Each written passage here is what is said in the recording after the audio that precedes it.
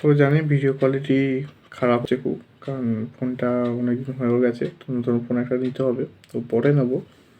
আর মাইকটাও একটা নেবো। আর আজকে যেটা দেখালাম তোমাদের একটা লাভ দড়ি কিনে নিয়ে এসেছি, লাভ দুটো তোমাদের সঙ্গে শেয়ার করলাম। তো কেমন আছে বলবে, আর কার কার আছে এটা বলবে অবশ্যই। হাজার পিস কিনেছি লাভ দড়ি, তো এইটা 150 টাকার মতো পড়েছে।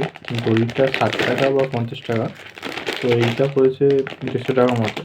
তুমি 160 টাকা বলছো, তো দেখো।